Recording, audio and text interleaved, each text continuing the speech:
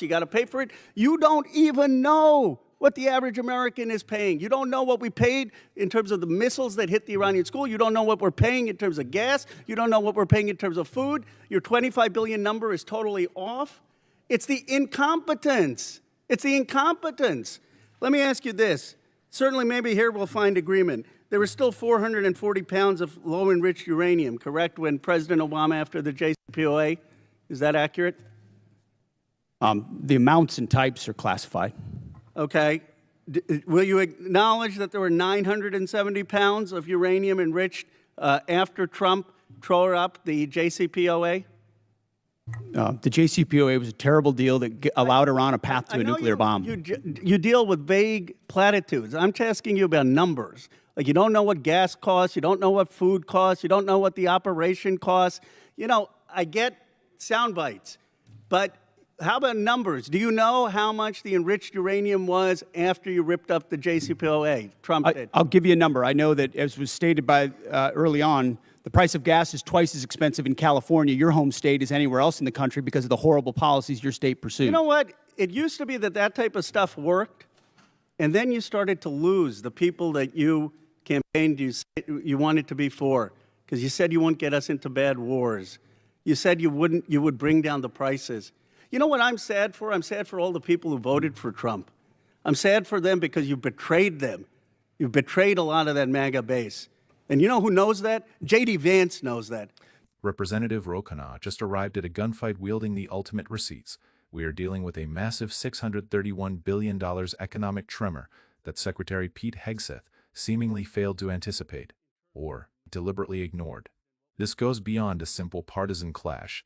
It is a deep dive into a leadership diving recklessly into armed conflict while turning a blind eye to the devastating financial toll on U.S. families.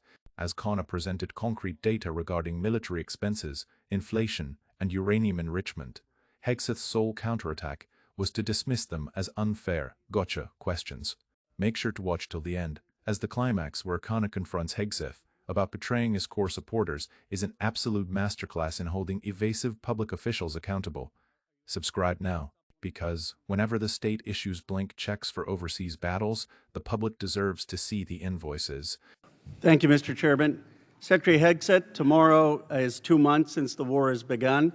You've testified that it was $25 billion in cost in terms of the munitions we used and what we paid for it. But when you add to that the damage that was done to our bases and today's dollars for buying replacement munitions and replacement aircrafts, what has the total cost been over the last 60 days? That number right now reflects the total cost that we're seeing.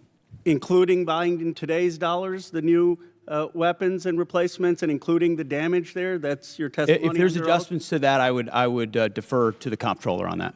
And how much are you seeing in terms of, are you asking in terms of supplemental funding just for the Iran mission from this committee? If and when a supplemental is submitted, the majority of it would not just be for, what would be the ballpark for Iran? Munitions related to the entirety just of what number, we want to get done. A number, what would you submit? It would be within on Iran, it would be less than $25 billion, but there's a lot more we would ask. Khanna refuses to accept ambiguous approximations. He submits the concrete financial damage into evidence as undeniable proof. He zeroes in on the concealed expenses of this military action. The true cost he demands isn't merely the poor surface-level $25 billion figure. He wants the current market replacement values, the cost of ruined infrastructure, and the inevitable future funding demands. How does Hegseth respond? He instantly deflects, claiming he must defer to the comptroller. This demonstrates exactly how ruling elites try to fatigue congressional watchdogs by burying billions, administrative red tape. Pay attention to Hegseth's demeanor when the focus shifts from opaque defense spending to the grim human costs and the direct impact on ordinary taxpayers. For beyond just Iran, you're saying it's $25 billion. Okay, I would just, if you come back, you want to revise those numbers, because all the experts are disagreeing with you when it comes to today's dollars and damage, but you can revise it. How much did it cost American taxpayers in terms of the strike to the Iranian school where kids were killed? Do you have that number in terms of the missiles we used? As I've said, that unfortunate situation remains under investigation. You don't know how much it costs the taxpayers? but I wouldn't tie a cost to that, to anything. It's a reasonable question, no, sir? I mean, our taxpayer money was going there. Do you know how much it will cost Americans in terms of their increased cost in gas and food over the next year because of the Iran war? I would simply ask you what the cost is of an Iranian nuclear bomb. I'm going to give you that opportunity. I would simply ask you what you're playing gotcha questions about no, it's domestic not. things. I'm not. You're saying it's a gotcha question to ask what it's going to be in terms of the increased Why cost won't of you gas answer what and it costs to prevent Iran from getting a nuclear bomb? I give you that, sir. But let me. What would it cost? What would you pay to ensure Iran doesn't get a nuclear bomb? What would you pay? I reclaim my time. Do you not know? You had no one do the analysis of what the increased cost of gas and food on the American people are going to be?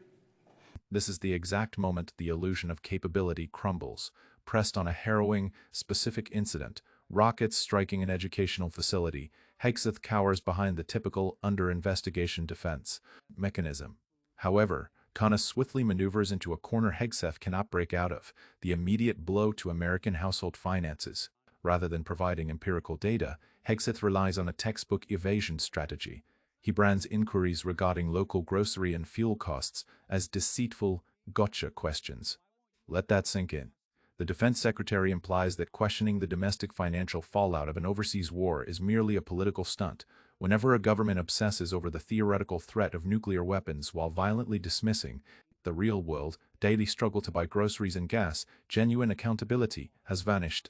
What is the cost of Iran holding that straight at issue with nuclear weapons? It's $631 billion, which means it's an increase of $5,000 a year for American households. Now, let me give you this point. You're saying that your operation is preventing a nuclear Iran.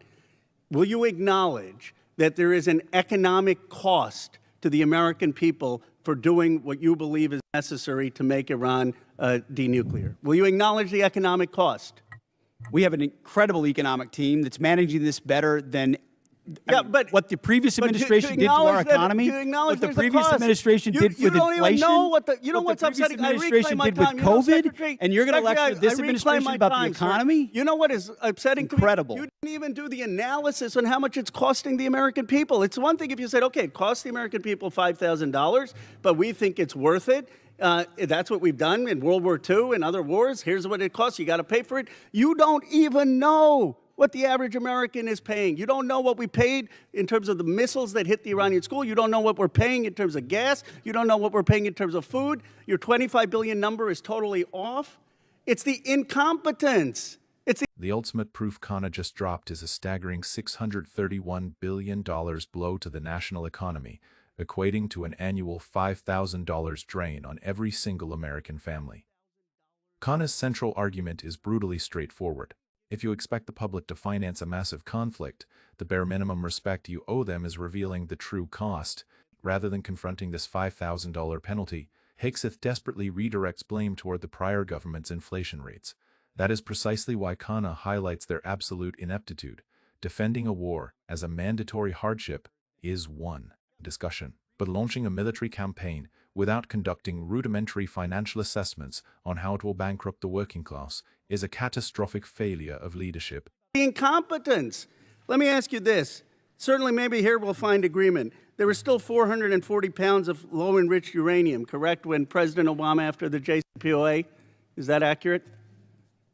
The amounts and types are classified. Okay. Will you acknowledge that there were 970 pounds of uranium enriched after Trump tore up the JCPOA? The JCPOA was a terrible deal that allowed Iran a path to a nuclear bomb. You deal with vague platitudes. I'm asking you about numbers. Like you don't know what gas costs, you don't know what food costs, you don't know what the operation costs. You know, I get sound bites, but how about numbers? Do you know how much the enriched uranium was after you ripped up the JCPOA? Trump did. I'll give you a number. I know that, as was stated by early on, the price of gas is twice as expensive in California, your home state, as anywhere else in the country because of the horrible policies your state pursued. You know what? It used to be that type of stuff worked, and then you started to lose the people that you campaigned you wanted to be for, because you said you wouldn't get us into bad wars. You said you would bring down the prices. You know what I'm sad for? I'm sad for all the people who voted for Trump. I'm sad for them because you betrayed them. You betrayed a lot of that MAGA base. And you know who knows that? J.D. Vance knows that. Gentleman's time's That's why expired. he's Chair upside now down recognizes the gentleman from Nebraska, Mr. Bacon. Here comes the finishing strike. Khanna compels the room to confront the objective statistics, an inventory of 440 pounds of enriched uranium during the old agreement, surging to 970 pounds once the Trump cabinet dismantled it. The government's maneuvers failed to halt a nuclear-armed Iran. In sheer numbers, they sped up the process. Trapped by undeniable facts, Hegseth stoops to the cheapest form of partisan bickering, whining about the cost of gas in California. Yet Khanna refuses to play that game. He wrestles control of the narrative back to reality by addressing the electorate directly. This leadership won elections by promising to terminate perpetual overseas conflicts and reduce inflation. Instead, they handed citizens a fresh war and a hidden $5,000 survival tax. The deception is absolute. This illustrates exactly why ruling figures despise transparency. It has nothing to do with global market security or secret nuclear metrics. It's simply because exposure is the greatest threat to corruption. By pointing out Hegseth's total ignorance regarding grocery and fuel prices, Khanna unmasks a regime that views domestic financial stability as a mere footnote to their international warfare agendas. The core concept is undeniable. True oversight perishes in the fog of hollow talking points and endless political blame games. Whether we are looking at a $631 billion financial catastrophe or the doubling of a hostile nation's uranium cache, the state is currently draining your tax dollars while hiding the invoice. Leave your thoughts in the comments. Is it acceptable for any government to initiate a conflict without thoroughly computing and disclosing the financial burden to its citizens? Does Pete Hegseth's evasion in this hearing reassure you about our foreign strategy? It is time we call out those who prioritize partisan dodges over constitutional duty.